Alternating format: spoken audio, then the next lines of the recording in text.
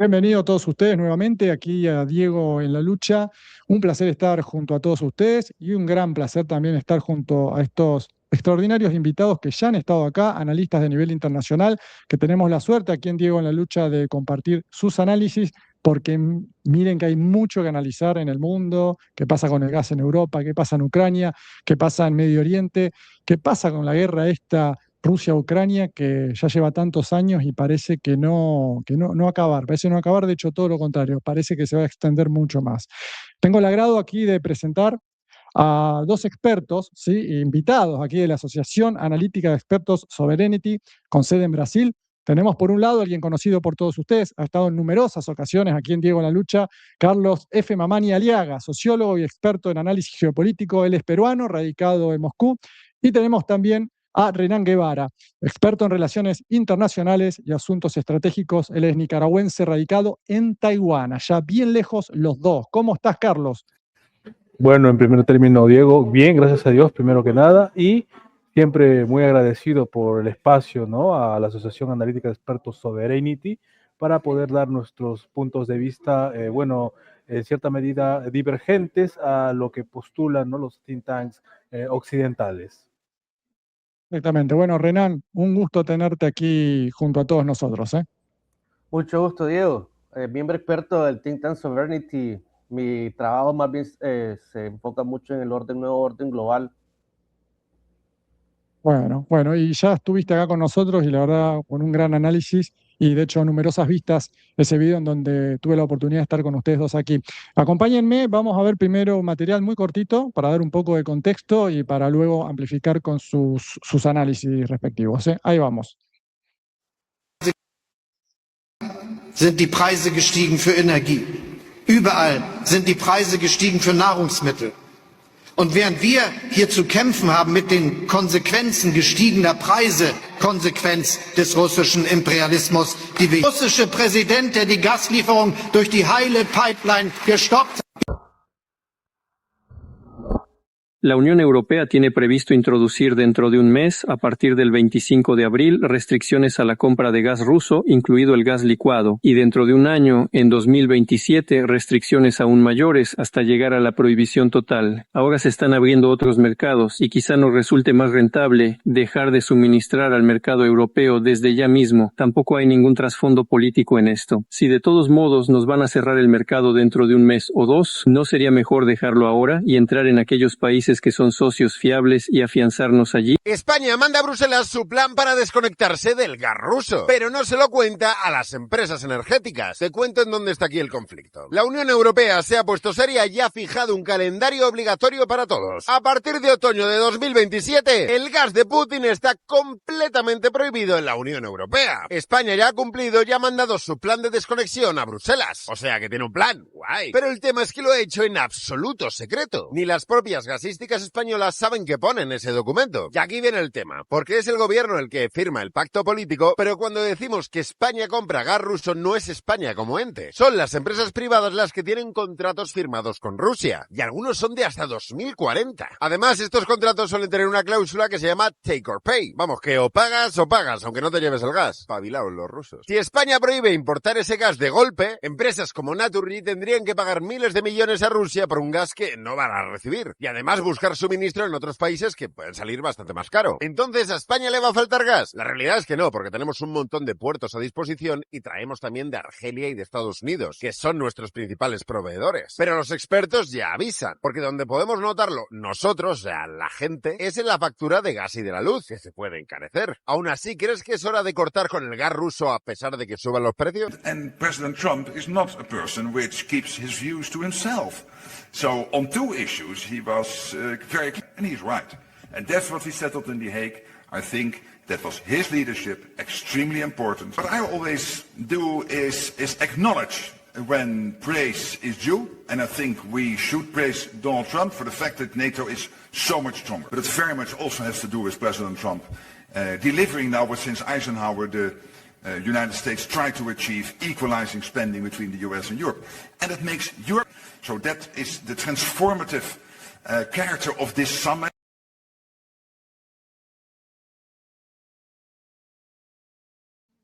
El audio, Diego. Discúlpenme que tenía el audio desconectado. Le estaba diciendo que, bueno, esta es una pequeña introducción, tenemos un poquito más de material para luego de los análisis. Tengo acá una serie de preguntas que quiero hacerles, aprovechar a profundizar sobre todos estos temas que son tan importantes y que tanta repercusión están teniendo y especialmente van a tener en la población europea, ¿no es cierto? Porque los europeos están siendo usados, la verdad, como un trapo de piso literalmente.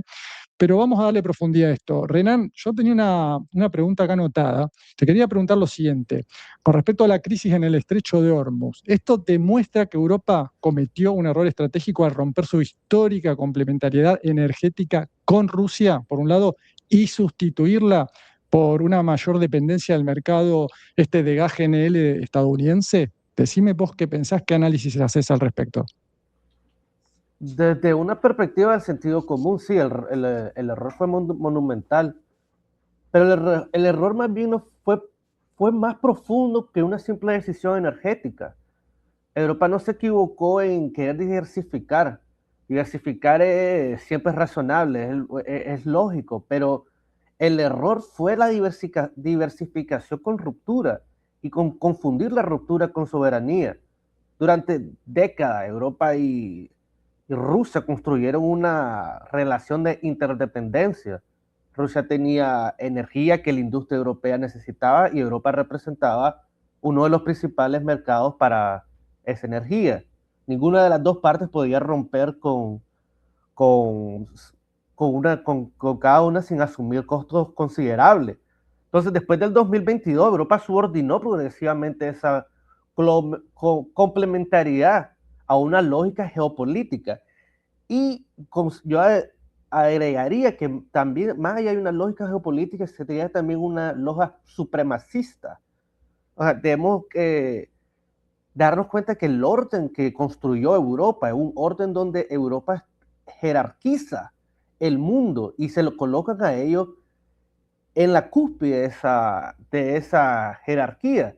Estamos hablando que Europa se ha acostumbrado a hacer ellos lo que definen la agenda mundial, lo que definen que es una amenaza, lo que definen que es qué intervención es humanitaria, qué intervención es ayuda o quién es un terrorista o quién representa alguna amenaza para el orden mundial. Entonces, Europa viene de esa perspectiva geopolítica donde ellos están acostumbrados a poner la agenda al orden mundial, y eso ya no el mundo en el que estamos viviendo. Y esto nos indica, la crisis energética de Europa nos indica que el mundo ya no está cambiando, que el mundo ya cambió. Entonces, ya la industria y la seguridad económica pasa a convertirse en una prueba de lealtad. Y quizá yo diría una prueba también, aparte de lealtad, un orden atlántico, una prueba de apego al orden jerarquizado que Europa construyó, especialmente después de la Segunda Guerra Mundial.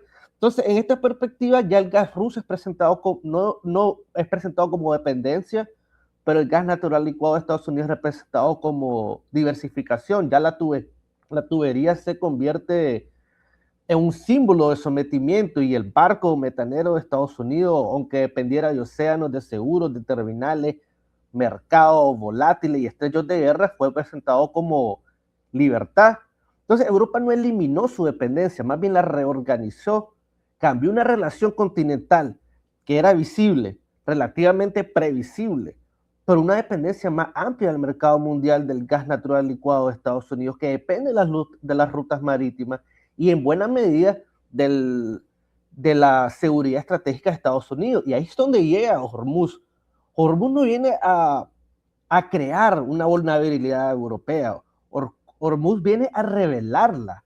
No es simplemente que Europa es vulnerable, o simplemente Hormuz es el síntoma de una enfermedad más amplia que nos dice que el mundo está más interconectado y que uno no puede simplemente diversificar. Recordemos que Europa y Estados Unidos han llevado la guerra a casi todas las regiones del mundo, pero no han asumido su costo. Pero en este caso ya el tablero está cambiando. Ya el mundo no reacciona de la misma manera. Ya Estados Unidos puede bombardear las instalaciones iraníes, pero no puede destruir su infraestructura, pero no puede impedir que esa guerra aparezca como energía más, no puede impedir que aparezca como energía más cara en la Unión Europea, para Alemania, o para Francia, o para Italia. Una bomba puede caer en Irán, pero la factura llega a Europa. Y aquí aparece el punto más profundo. Europa sacrifica una relación energética racional para preservar un orden en el que Occidente asumía que podía sancionar, bombardear, aislar a otros países y aún así recibir recursos sin consecuencias. Pero el mundo ya no acepta esa jerarquía con la misma docilidad. Rusia no acepta que la interdependencia pueda convertirse unilateralmente en sanción. Irán no acepta que Occidente ataque su territorio y continúe utilizando a Hormuz como una autopsia neutral. Y muchas potencias emergentes ya no aceptan que los intereses europeos sean automáticamente intereses universales. Por eso Hormuz tiene un significado mayor que el precio del petróleo o de gas. Está mostrando que el orden que permitió a Europa organizar durante décadas las reglas de la economía internacional ya no produce los mismos resultados. Europa sigue actuando como si estuviera en el centro del sistema, pero cada vez paga más por las decisiones que ya no controla. Y esa es la paradoja que Europa romper con Rusia, que para ganar autonomía termina aumentando su dependencia de una arquitectura marítima, financiera y estratégica mucho más vinculada a Washington.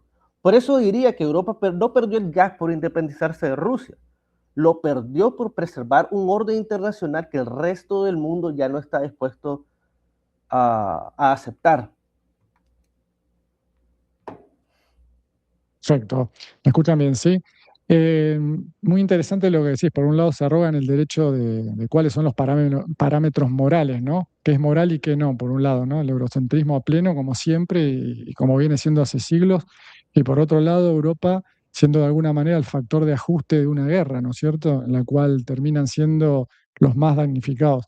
Carlos, esta pregunta va para vos. Prestame atención. La pregunta es: ¿hasta qué punto la ruptura energética con Rusia fue una decisión soberana de los europeos y hasta qué punto respondió al alineamiento geopolítico de Europa con la estrategia atlántica liderada por Estados Unidos? Contame un poquito.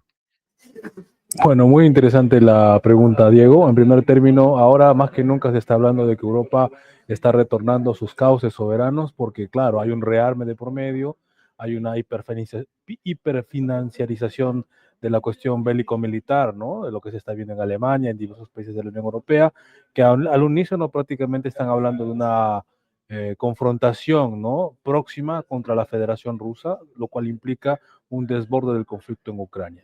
Bueno, primero, no puede haber soberanía allí. O sea, ¿cuál sería el interés soberano de Europa? Algo más o menos mencionó Renan. El interés soberano de Europa tendría que ser justamente buenos vínculos con Rusia. De hecho, históricamente, si uno se da cuenta, el principal actor actualmente de Europa, Alemania, todavía, ¿no? Cada vez menos, pero todavía, de cierta forma, la locomotora de Europa, siempre tuvo bien buenos vínculos con Rusia, ¿no? Históricamente siempre se fomentó lo que es la idea, ¿no? Materias primas de Rusia, industria y tecnología alemana, ¿no? Y si uno se da cuenta, excepto la Primera y la Segunda Guerra Mundial, han tenido muy buenas relaciones. Ahora, ¿quiénes causaron esas guerras mundiales? Siempre estuvieron los británicos, los ingleses, los anglosajones, la inteligencia anglosajona occidental propiciando esos conflictos. ¿Por qué? Porque siempre desde el mundo anglosajón, desde la geopolítica anglosajona, Rusia no tendría que tener buenas relaciones con Alemania. El eje Moscú-Berlín nunca tendría que materializarse porque esto implica de por sí ¿no? el despliegue de una superpotencia terrestre euroasiática. Si a ese eje Moscú-Berlín agregaríamos París, ¿no? ¿Te imaginas tú? Simplemente el mundo anglosajón no tendría posibilidad, ¿no? de hacer frente a esta realidad geopolítica. Sin embargo, y esto es lo curioso, ¿no? La geopolítica como por lo menos disciplina, entre comillas, científica, aparece en Europa, concretamente en Alemania, concretamente los autores germanos, Rudolf Jelen, Friedrich Ratzel, Haushofer, etcétera, etcétera, son los que siempre teorizaron sobre esta cuestión, ¿no? No es que no haya existido antes, históricamente desde que los pueblos son pueblos y tienen intereses en territorios, bueno, ya están haciendo geopolítica, los incas hacían geopolítica, los mayas también, pero bueno, son los europeos, los alemanes, los germanos los que lo teorizan. Y actualmente, paradojas de la historia, ironías de la historia, Europa es un continente museo sin geopolítica propia, es un huérfano geopolítico, ¿no? No tiene geopolítica propia, entonces no se puede hablar de que ese rearme actual sea soberano, porque el interés soberano de Europa, como lo demuestra la historia, es tener buenas relaciones con Rusia. Toda la industria europea tan famosa, ¿no? Siempre se ha hecho con materias primas rusas, con energías baratas rusas, ¿no? A precios de ganga. Y ahora, bueno, desde el 2022 hemos visto todos estos atentados sobre el Nord Stream 2, por ejemplo, que dicho sea de paso, fue Rusia de los de los principales promotores. De hecho, el foro de San Petersburgo, creo que aquí hemos hablado en este espacio al respecto, lo asistí el mes pasado, a inicios de junio. Qué curioso, allí en el foro de San Petersburgo se hizo justamente para eso, para estrechar los vínculos comerciales económicos con los socios europeos, con los socios occidentales. Allí germinan por primera vez las ideas del Nord Stream 2, por ejemplo, ¿no? Ese gasoducto que fue volado por los aires por, bueno, ya se sabe que ser mujer, ser periodista americano muy, muy respetado, se filtró información de que posiblemente fueron la inteligencia británica sumada a la inteligencia noruega de estos y algunos bálticos, los que le volaron el gasoducto entre Alemania y Rusia, ¿no? O sea, destruir infraestructura crítica. ¿A quién al final le afectó más? ¿A Rusia o a Europa? Europa. Ahora Europa está pagando el doble, incluso más, por energía que no solamente le es más cara, sino que le demora más en llegar.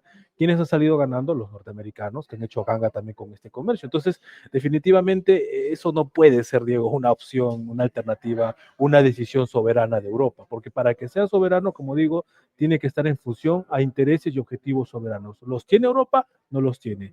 Entonces, ¿en función a qué intereses han hecho eso? Bueno, los de siempre, los que estaban detrás de la Primera Guerra Mundial, de la Segunda Guerra Mundial y de los que están lamentablemente atrás de esta guerra mundial fragmentada que nos está llevando, al parecer, y nada con lo contrario, a una nueva guerra mundial. Entonces, definitivamente, no, Diego, no puede ser una opción soberana, una decisión soberana haberse desconectado del gas ruso, y no solamente eso, sino mostrarse de manera beligerante. Una cosa es, digamos, no tener relaciones. Bueno, cortamos vínculos con Rusia, saquenme los diplomáticos de acá, en fin, no queremos saber nada de ustedes, nos centramos nosotros mismos. Pero otra cosa es hacer esto y encima propiciar un conflicto, propiciar una guerra supuestamente hacia el 2030, y solamente lo económico sería pues un episodio más, o sea, lo energético, pues lo económico vendría en última instancia a ser un episodio más dentro de esta escalada. Bueno, perfecto. Acompáñenme a ver un material más y continuamos con las preguntas. Es evidente que la logística global del sector energético en el contexto del conflicto en curso en Oriente Medio cambiará a favor de mercados más rentables y prometedores. Al mismo tiempo, hay que entender que los actuales altos precios de las materias primas son, sin duda, de carácter temporal. Nosotros lo entendemos. Esto es algo evidente, debemos partir de ello. Por eso les pedí que se reunieran y consultaran conmigo sobre cómo debemos coordinar nuestros esfuerzos en el futuro próximo. El cambio en el equilibrio entre la oferta y la demanda de hidrocarburos, por supuesto, conducirá a una nueva realidad de precios sostenibles. Esto sucederá inevitablemente. Por eso es importante que las empresas energéticas rusas aprovechen el momento actual, incluso para destinar los ingresos adicionales por exportaciones, a reducir su carga de deuda y las obligaciones con los bancos nacionales. Estimados colegas, quisiera llamar especialmente su atención sobre esto. Pido al gobierno y al Banco Central que tomen este proceso bajo su control. Quisiera subrayar, y lo repito una vez más, que Rusia es un proveedor confiable de recursos energéticos. Siempre ha sido así. Sin duda, continuaremos suministrando petróleo y gas a aquellos países que también sean socios confiables. Me refiero no solo a nuestros socios en la región Asia-Pacífico, sino también a países de Europa del Este como Eslovaquia y Hungría. Incluso ahora mis colegas ya me informaron antes de esta reunión, en un formato tan amplio, que estamos aumentando los suministros a nuestros socios confiables, además, en varias regiones del mundo al mismo tiempo.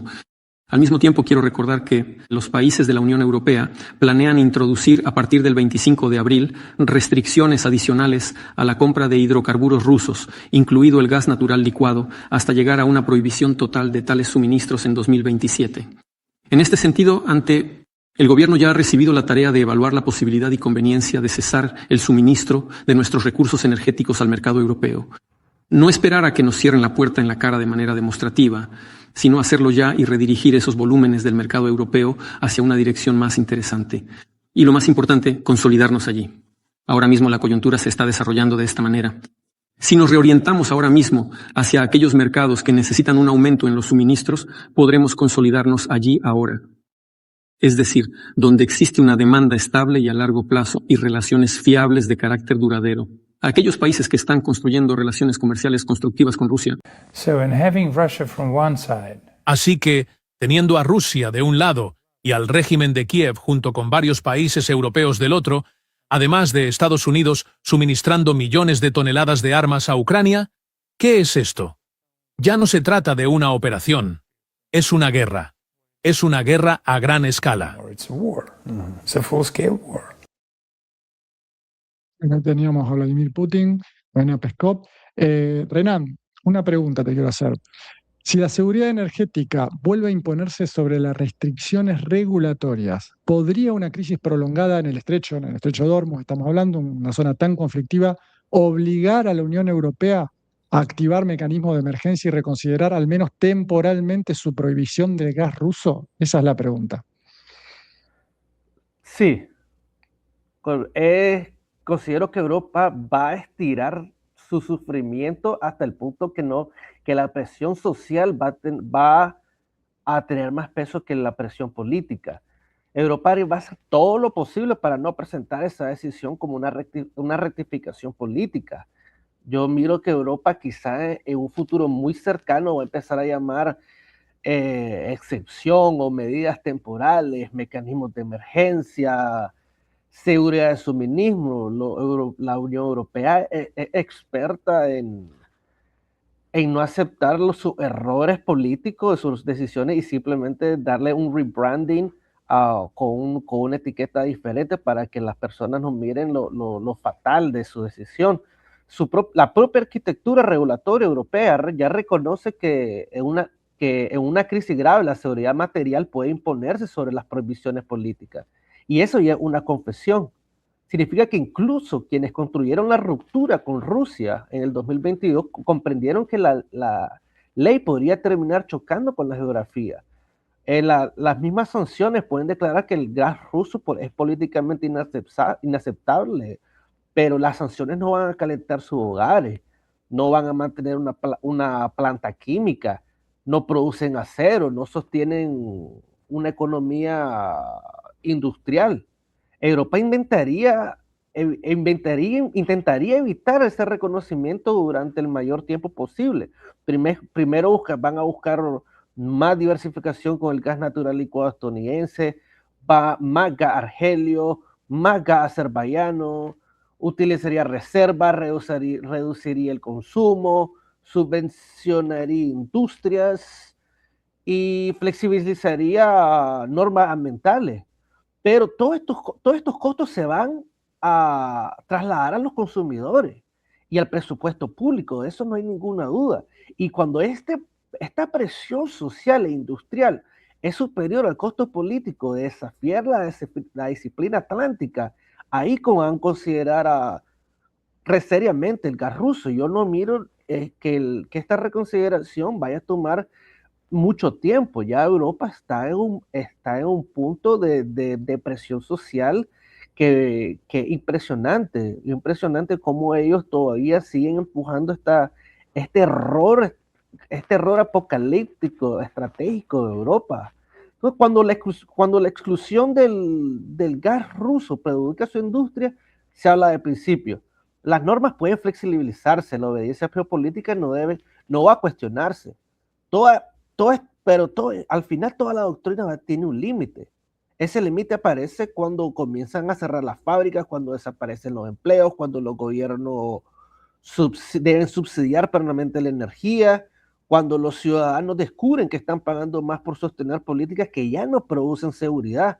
Si Hormuz permanece inestable, Europa también recordará que el mercado mundial de gas natural licuado estadounidense no es una reserva privada de la Unión Europea. Los bancos van hacia donde pagan más. Si Asia ofrece mejores precios, los cargamentos van a cambiar la dirección. En el mercado del gas natural licuado no hay ningún artículo 5 energético. El gas estadounidense no llega por solidaridad civilizacionales. Es un gas que se vende y se vende al mejor comprador. Por eso una crisis prolongada puede transformar lo que hoy parece políticamente imposible en una necesidad estratégica. Pero Europa no diría que regresa con Rusia. Va a buscar fórmulas indirectas, excepciones nacionales, compras temporales, a través de terceros, de intermediarios, probablemente Turquía, volúmenes mezclados, comercialmente reclasificados. Y esta molécula no reconoce sanciones. No se sabe. Discúlpame que te interrumpa, o sea, esto ya estuvo pasando, ¿no? Desde que arrancó la guerra en Ucrania, los chinos comprándole petróleo, gas a Putin y también los indios, por ejemplo, y después iban y se la vendían más cara a Europa. Eso sigue pasando, pasó. O sea, ¿hasta qué punto los pueblos europeos pueden aguantar este nivel de humillación? ¿O estamos hablando de pueblos que están realmente hundidos en la mediocridad y en una ignorancia muy grande? Y aparte el tema de las migraciones, que sabemos que son un chivo expiatorio perfecto para echarle la culpa a un tercero de todos los problemas internos generados por las propias élites gobernantes, ¿no? Claro, es un elemento muy importante porque si uno observa desde largo a la sociedad europea, primero tenemos una élite que está apegada a ese orden jerárquico. Yo considero que realmente ellos no consideraron el error estratégico porque ellos asumieron que Rusia iba a colapsar.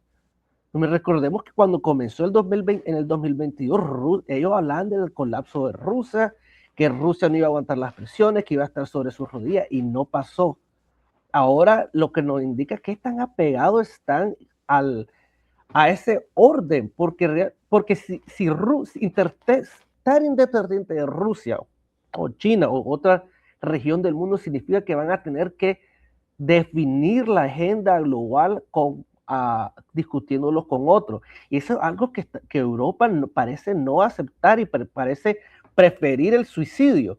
Ese uno, y va a tener una sociedad que desde largo te da la impresión que ellos no pueden llamar al sistema por sistema. Es decir, cuando hay un error, los europeos están de una manera sobreinformados. Quizás siempre hay estas conversaciones donde se están echando la culpa el uno al otro. Se culpa a la izquierda, se culpa a la derecha, se culpa a la migración, se culpa al gobierno de turno, se vota por el otro gobierno, pero no tienen esa capacidad para llamar el sistema, es un error sistémico, no está en la capacidad. Entonces ahí es una muy buena pregunta, ¿hasta qué punto la población europea va a aguantar esta presión? Aquí hay dos factores, por un lado tenés la población europea y por otro lado también tenés, que diría que es el que tiene más peso, es la industria europea. La industria europea como motor de su economía y como influyente en las políticas. Entonces, de alguna manera, cuando empiecen a cerrar las fábricas, cuando empiecen, que ya está pasando, cuando la industria ya no pueda soportar ese costo económico, es donde los gobiernos van a empezar a reconfigurar esa relación con Rusia en cuanto a la compra de gas. Pero realmente no lo miro muy alejado, y considero que quizás va a ser más que todo, más allá que el ciudadano normal europeo, va a ser la industria europea. Pero aquí hay algo muy interesante porque Rusia no regresa como un socio subordinado o un vendedor subordinado. Ya Rusia entra desde una perspectiva que tiene variedad en su mercado, ya redirigió su industria a Eurasia, con socios menos belísticos, con socios menos, menos controversiales, o con que se puede llevar una relación comercial mucho mejor. Entonces ya Rusia tiene esa maniobra para negociar con los europeos. Entonces, incluso si construyeron, los que están construyendo estas sanciones ya se están dando cuenta. Yo considero que de aquí a unos años, o quizás que aquí a unos meses, ya van a declarar que el gas ruso, que van a haber sus excepciones, que van a haber sus planes de emergencia, porque realmente sus sanciones no producen, no calientan, todo eso el costo está cayendo sobre su economía, sobre su industria. Entonces, de esa manera, van a buscar fórmulas indirectas, van a buscar excepciones nacionales, van a comprar a través de terceros, van a descubrir que la relación que tenía con Rusia tenía fuerza y tiene que reconstruirla, y la van a reconstruir quizás poco a poco, pero desde una posición mucho más débil. No solo Europa necesita energía, sino que ya no puede asumir que los demás actores y tiene que aceptar que ya los demás actores no se van a reorganizar alrededor de sus necesidades, mucho menos Rusia. Perfecto, sí, yo hacía hincapié con el tema de los pueblos, porque bueno, en Argentina lo que se está viviendo, para dar un ejemplo, estamos hablando de geopolítica, Argentina es parte de este mundo tan conflictivo que estamos viviendo todos, forma parte de un suicidio industrial, realmente lo que está sucediendo en Argentina, y uno dice, ¿hasta cuándo los pueblos van a aguantar? Bueno, parece ser que cuando de alguna manera se logra transferir la culpa a un tercero, parece ser que los pueblos igual aguantan y canalizan esa bronca y esa rabia de alguna manera, porque es realmente increíble lo que está sucediendo en Argentina y lo que está sucediendo en la Unión Europea también con la industria, ¿no? A partir de medidas en donde Argentina nada más los sectores favorecidos son el agro, el extractivista, el financiero y nada más. El resto, todo lo que tiene con la industria está cerrando y quebrando a una magnitud y una velocidad realmente pavorosa. Carlos, te quiero hacer otra pregunta. Tengo varias preguntas, le cuento a la audiencia. Por cierto, gracias por estar allí. Les digo pulgar arriba, por favor, a todos los que se estén conectando y viendo esto. Carlos, desde una perspectiva exclusivamente geopolítica, te quería preguntar respecto a esta alianza, entre comillas, entre Rusia y la Unión Europea con respecto a la cercanía, la estructura. ¿Vos pensás que el socio energético natural más conveniente para Europa va a continuar siendo Rusia? Porque estamos hablando de proximidad, estamos hablando de recursos, de infraestructura, de complementariedad, como lo hemos dicho. ¿Qué pensás? Bueno, desde una perspectiva geopolítica, desde el pensamiento estratégico, definitivamente no conviene desde ninguna perspectiva ser dependientes, ¿no? En ningún sentido, ni energético, ni tecnológico, ni económico, y menos geopolítico. Pero ¿qué ha hecho Europa para suplir las capacidades rusas? Ellos, yo que sepa, el caso concreto de Alemania, tenían centrales nucleares de energía, pero les entró la locura del ecologismo catastrofista y aquello y el otro, y boom, se tumbaron sus centrales nucleares, centrales de carbón, ¿no? Y bueno, no han desarrollado capacidades para suplir ese ingente ingreso de energéticos rusos, ¿no? Entonces, de manera que, bueno, no se entiende esta gente, ¿no? Es como una suerte de esquizofrenia que les ha dado y bueno, no están midiendo ninguna consecuencia. O sea, un error estratégico de primer orden. No solamente en política exterior, sino propiamente en política interna. O sea, ¿cómo vas a desbaratar, desmantelar tus centrales energéticas solamente por hacer prevalecer ideologías impuestas, digamos, del globalismo y todas estas cuestiones, ¿no? Ahora, yo la verdad que considero que a estas alturas es un poco complicado, ¿no? De que hablemos de un acercamiento con Rusia. No considero imposible, pero así como están las cosas, como se están dando los hechos, veo que todo lo contrario, ¿no? Veo un distanciamiento cada vez más contundente por parte de Europa. Hay que ver lo que pasó recientemente el 7 y el 8 de julio, celebró la cumbre de la OTAN en Ankara, y ya más allá de las desavenencias entre los miembros, sus conflictos internos, sus falencias estratégicas que han demostrado, básicamente la tesis de esta conferencia que hubo de la OTAN es básicamente decir, bueno, Sí, efectivamente hay un mundo que ya no se mueve bajo los cánones, las coordenadas que nosotros dábamos otorgar como Occidente, pero no nos importa, vamos a seguir imponiéndolo, ¿no? ¿Y esto qué significa? Inevitablemente eso nos va a llevar a más conflictividad, porque los principales, y lo peor de todo es que Rusia, hablando de Rusia, Rusia está como la primera amenaza para el bloque atlántico, justamente porque tiene una guerra abierta en lo que es Europa, secundariamente en lo que es Irán, y por supuesto también China, ¿no? Entonces, desde esa perspectiva yo creo que un poco complicado, ¿no? Que podamos ver efectivamente un estrechamiento de vínculos, una reanudación, una reestructuración, una reconstrucción del vínculo energético con Rusia, ¿no? Sí, claro, hay problemas dentro de la sociedad europea, porque toda la sociedad se mueve con energía desde la más remota antigüedad. Ahora, definitivamente, los hidrocarburos siguen siendo el motor más importante, ¿no? Para la economía mundial, para la industria, porque en Europa les entró la moda, ¿no? Con el ecologismo catastrofista también, de suplir, digamos, lo energético fósil por las energías verdes, digamos, ¿no? Eólica, solar, pero eso, según los expertos, yo no soy experto en energía, pero lo que yo sé, hay una categoría, ¿no? Densidad energética. Eso no produce energía. Puedes tener de repente luz en tu casa para cargar la computadora, qué sé yo, pero para mover industria todavía no se logra esa densidad energética. Eso te lo siguen dando los hidrocarburos, que ellos han usufructuado por décadas y han basado su industria y su tecnología incluso a partir de esos vínculos energéticos que tenía con Rusia. Efectivamente, por geopolítica, por geografía, por naturaleza, tendría que estar en el mismo continente, están en Eurasia, Rusia, una parte es europea, el 20%, y bueno, Moscú es Europa, por ejemplo, ¿no? Aunque ellos no lo reconocen como tal, pero geográficamente es Europa. Europa es hasta los Urales. Y ellos no consideran que esto es así y por eso están haciendo prevalecer en última instancia criterios ideológicos por sobre criterios de realidad, criterios políticos ideológicos por encima de criterios estratégicos, ¿no? Carlos, Sí, discúlpame, sí. porque se me va la pregunta porque está muy interesante lo que estás diciendo. Ahora, esos criterios que estás hablando que se les olvidan, supuestamente, ¿no tiene que ver con criterios de élites justamente que no tienen patria y no tienen pertenencia a un territorio respectivo, a una nación, a un estado, y que por lo tanto están en todos lados y dirigen esto desde lo financiero y por lo tanto les interesa poco y nada si Europa está cerca o no de Rusia, les interesa poco y nada si el pueblo europeo paga caro o barato el gas, la energía, etcétera?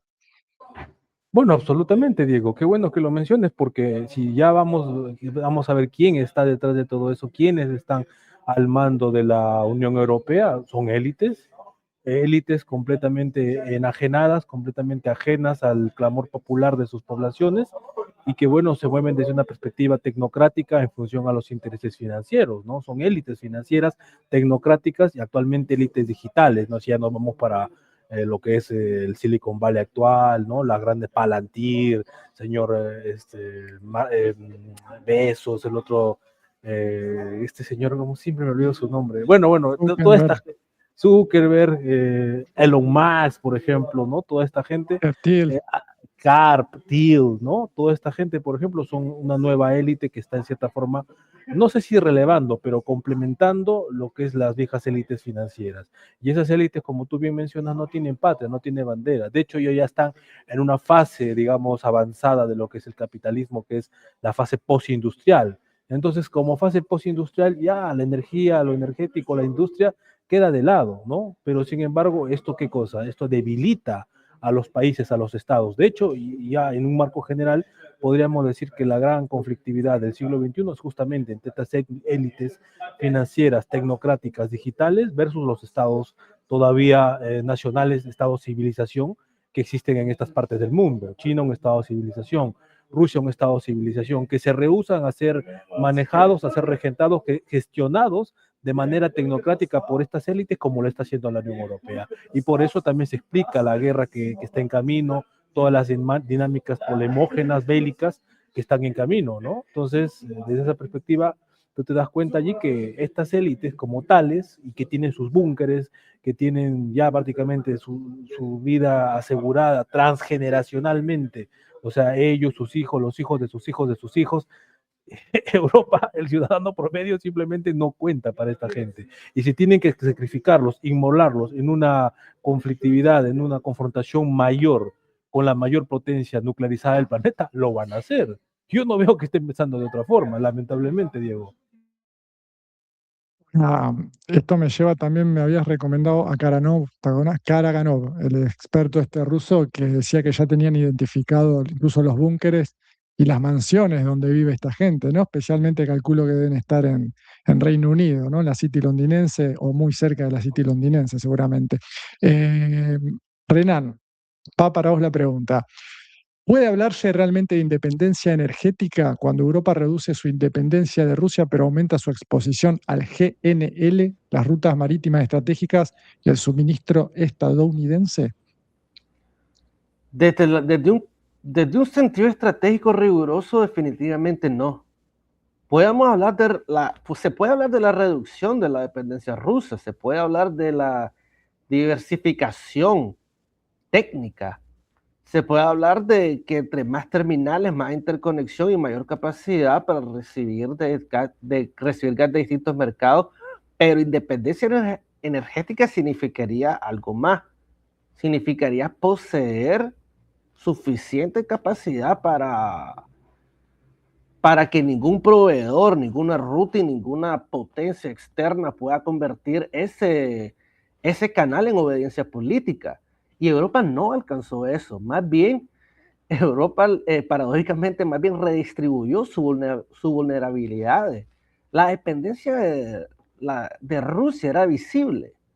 Estaban los gasoductos, había un proveedor, una ruta, y los riesgos eran claros. De ambos lados, los riesgos eran políticamente claros. Ahora una nueva dependencia es más compleja.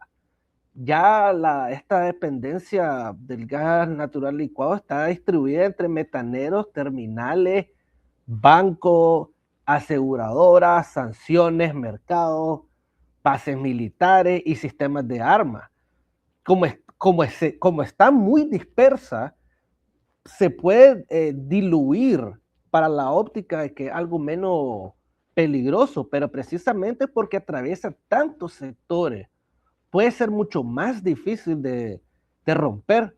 En este caso, Estados Unidos no es solamente un proveedor de gas, es también la potencia que dirige la principal alianza militar europea.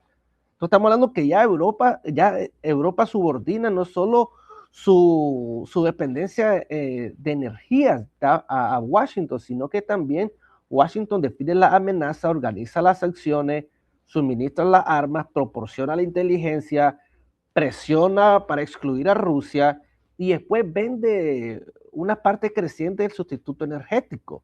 La misma potencia que participa en la definición del enemigo, en la ruptura de la relación anterior y en la provisión de la alternativa. Entonces, no es una relación comercial ordinaria, es una estructura de poder donde Europa paga más, paga las armas, paga la inflación, paga el rearme, paga la pérdida de competitividad y llama todo eso autonomía estratégica. Entonces, el problema es que el lenguaje del orden que usan en la Unión Europea es que son unos maestros del lenguaje. Uno tiene que quedarse impresionado en la capacidad para manipular el lenguaje. Entonces, ellos hacen posible esa contradicción. Cuando Rusia vende gas, se habla de chantaje. Cuando Estados Unidos vende gas, se habla de solidaridad. Cuando Moscú protege sus intereses, se habla de revisionismo. Cuando Washington define la amenaza, impone sanciones y vende el reemplazo, se habla de liderazgo. Entonces, no se trata de decir que Rusia y Estados Unidos son idénticos. Se trata más de aplicar el mismo criterio. Por cuánta libertad conserva Europa para decir no. ¿Cuánto costaría romper relaciones con Estados Unidos? ¿Podría Europa tener una diferencia estratégica con Estados Unidos en sanciones, en seguridad política, exterior, sin poner simultáneamente su riesgo, suministro de energía, de inteligencia, de armas? Si no puede, entonces no es independiente. Es un cliente estratégico y un cliente caro. Y aquí aparece la dimensión más profunda, que Europa sí Europa sigue imaginándose como centro de una jerarquía que ella ayuda a construir. Continúa pensando que puede definir amenazas y poner sanciones y presentar sus intereses como universales, pero inclusive dentro del orden atlántico actual, Europa ya no ocupa el centro. Se está convirtiendo en Hernán, una... discúlpame, porque si no después se me van las preguntas. Ahora, trayendo en colación lo que estás diciendo de Europa, si yo pienso en Rusia y quién lidera Rusia, digo Putin. Si digo China, digo el Partido Comunista. Si digo Irán, bueno, la Ayatollah y la Guardia Revolucionaria, sabemos muy bien dónde está el poder. Ahora, si yo te digo Europa, ¿quién se te viene a la cabeza? Eso me recuerda una frase famosa de Henry Kissinger que dijo, si tengo que hablar con Europa, ¿a quién llamo? Considero que Europa, la lógica sistemática de lo europeo los norteamericanos es una lógica del capital. La política en Europa se puede ver como una oficina de relaciones públicas del capital transnacional. Entonces, considero que el análisis es una pregunta muy importante porque realmente nos indica dónde está el poder europeo. Y el poder europeo no está en Bruselas. El poder europeo está detrás del capital financiero transnacional que maneja de una forma u otra desde, desde el backstage a los políticos europeos. Entonces, considero que uno tiene que poner atención ante la lógica del capital. Diría un detective que a quién beneficia el crimen y ese el criminal. Entonces, de esa manera uno tiene que poner atención quién se está beneficiando de esta política. Entonces, Europa como polo de poder, creo que el análisis tiene que estar enfocado al poder del capital y en su poder de capital transnacional. Y la Unión Europea como élite política considero que tiene dos enfoques. Uno es ser una especie de relaciones públicas para este poder económico, capital transnacional, y dos, que conservar esa jerarquía política de definir las clasificaciones mundiales.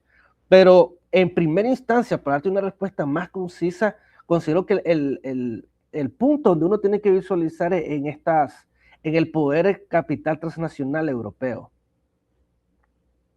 Perfecto, qué difícil combatir contra un enemigo que no se ve, ¿no es cierto?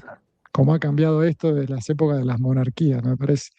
Mamani, te tengo que preguntar, alguna última pregunta. ¿Podría la crisis de Hormuz, estamos hablando del famoso estrecho de Hormuz, tan controversial y que tanto ha generado a nivel energético en el mundo, podría convertirse este estrecho en el punto de inflexión que obligue a Europa a elegir entre mantener la confrontación geopolítica con Rusia o recuperar una política exterior y energética basada en sus propios intereses continentales?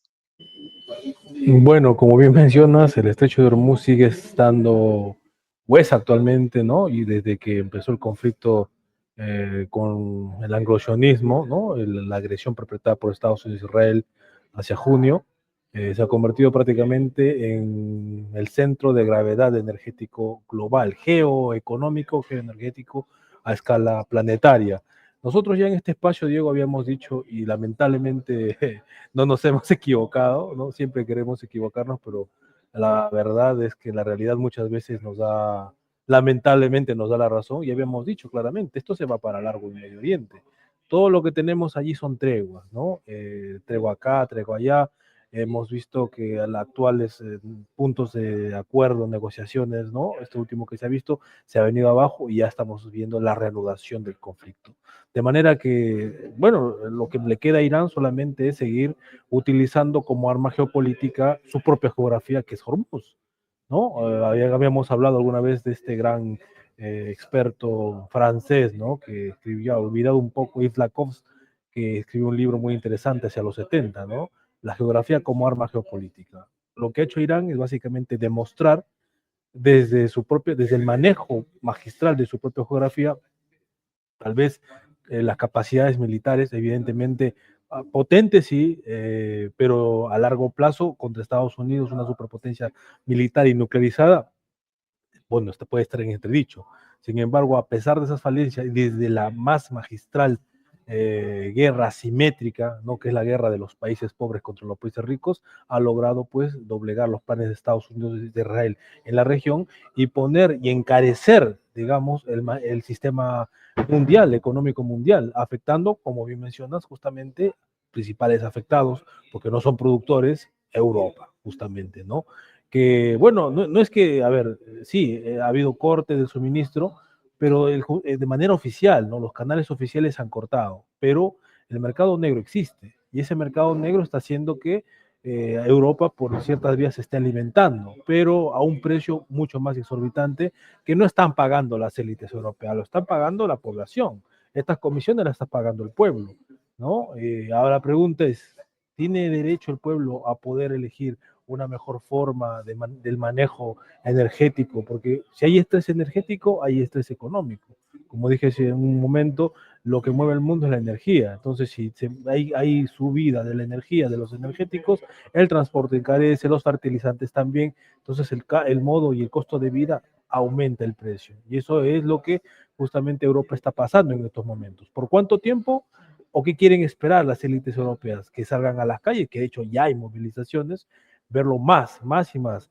De hecho, incluso en Alemania, tengo entendido, se están ya hablando de ciertas reformas, ¿no? Porque, claro, hay una limitación a la importación de gas ruso desde el 2022 por la cuestión del conflicto con Rusia, ¿no? A través de Ucrania, pero no, todavía está en stand-by esto, ¿no? La pregunta es, efectivamente, ¿te necesita realmente una política soberana que pueda guiar las actitudes de los líderes europeos, entre comillas líderes?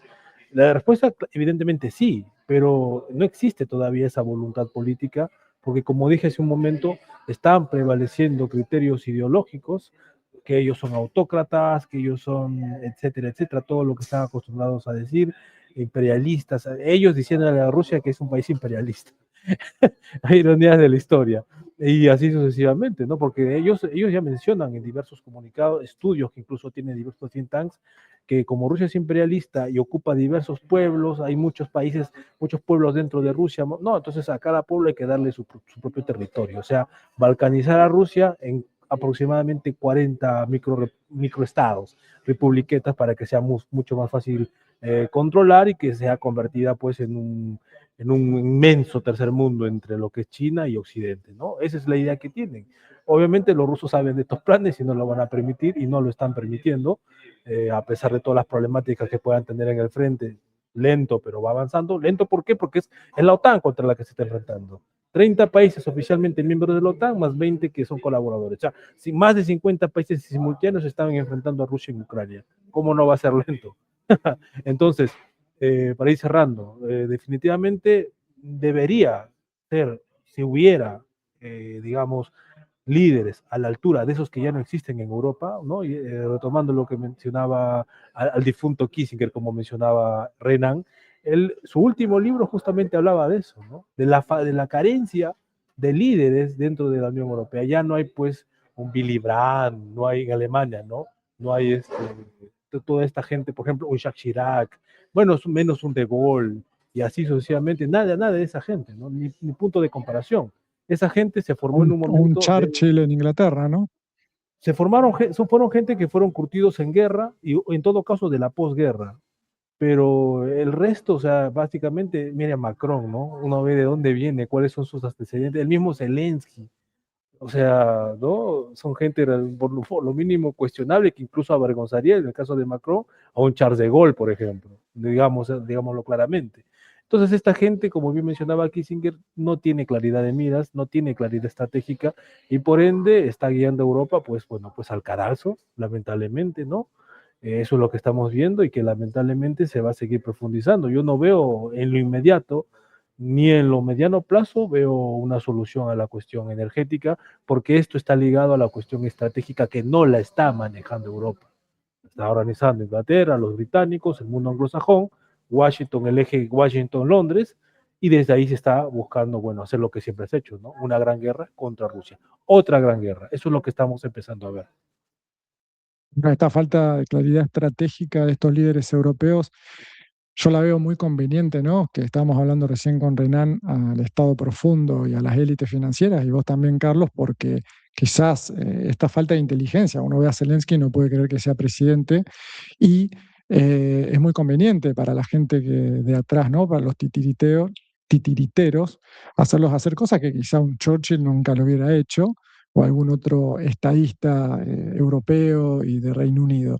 Entonces creo que se ve, ¿no? El deterioro de la política cada vez más mediocre y cada vez más farandulizada, si se quiere, hace que también, ¿por qué no? Aquellos tanques pensantes que están detrás de las grandes élites digan, bueno, dale, nomás, acá Milei en Argentina está dispuesto a hacer barbaridades que quizá otro no hubiera hecho, y bueno, así está Argentina, y así se va entregando pedazo a pedazo el país a las élites bueno, se están haciendo un gran festín con el país. Ahora, Carlos, háblame un poquito para ir terminando de Sovereignty. Estamos hablando acá con dos expertos, estamos hablando con Renan Guevara y con Carlos Mamani, que son expertos de la Asociación Analítica Sovereignty, con sede en Brasil. Hablan un poquito de eso para ir terminando. Gracias, Diego, ¿no? Espero que, bueno, tu público esté atento. Pueden visitar la página de Sovereignty y te lo vamos a pasar para que lo puedas poner en la descripción. Y básicamente somos una asociación analítica de expertos, lo que se denomina en el mundo anglosajón un think tank, no lo decimos así, bueno, pero es un centro de análisis internacional que está nucleando básicamente a más de 100 expertos de los 5 continentes, Diego. De nuestra América, de Latinoamérica, prácticamente de toda Latinoamérica, del África, de la India, de China, de Europa, incluso también, ya que estamos hablando de Europa, también hay gente disidente dentro de la propia Europa. Y bueno, somos miembros expertos y se nos ha dado la misión, básicamente en mi persona, de ser voceros para lo que es la sección habla hispana.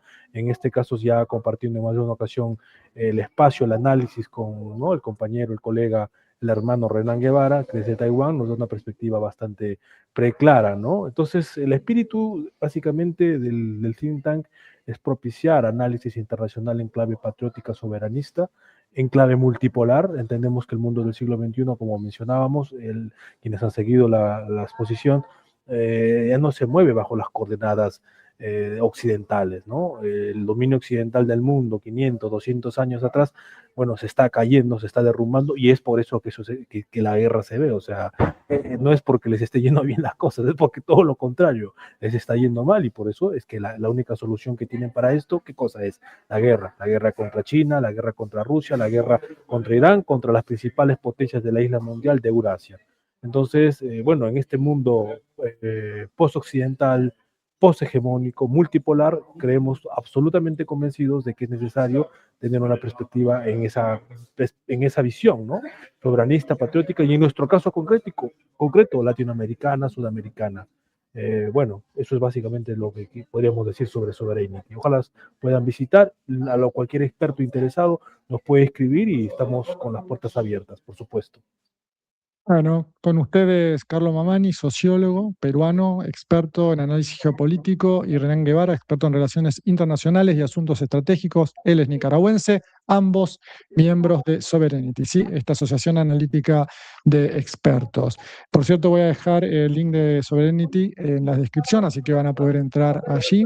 Y bueno, le mando un gran abrazo, gracias por estar aquí a ambos y también a todos los que están viendo este programa. Les pido a todos el pulgar arriba, dejen sus comentarios, muy importante también para activar el algoritmo. Así que nos veremos en un próximo programa. Hasta luego, gente. Saludos, Diego, saludos a tu audiencia. Saludos a tu audiencia.